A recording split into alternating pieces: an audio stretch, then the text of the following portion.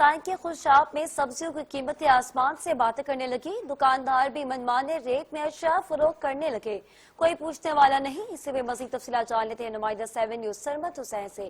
جی سرمد، بتائیے گا کیا تفصیلات ہے، کیا ڈیٹیلز ہیں اس بارے میں آپ کے پاس؟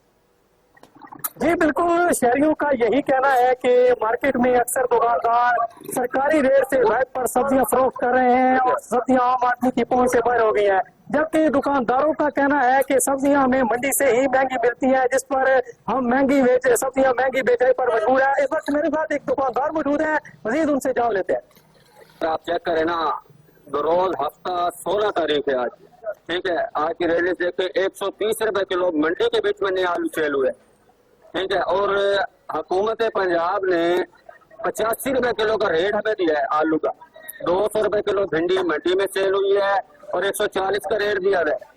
120 روپے کلو منڈی میں ٹماٹر سیل ہو رہے ہیں اور 90 روپے کلو کا یہ ریٹ دے رہا ہے ہمیں، ٹھیک ہے۔ ہم کتنی دفعہ اے سی صاحب کو، ڈی سی صاحب کو یہ گزارش کر چکے ہیں کہ مہربانی کریں منڈی کا وزٹ کریں، وہاں سے ریٹ کنٹرول کر کے لے آئیں، ٹھیک ہے۔ پھر یہاں پہ آ کے ہمیں ریٹ جو مناسب ملے گا ہم اس کے اوپر چیزیں سامان اپنا سیل کریں گے، وہاں کوئی بھی نہیں جا رہا۔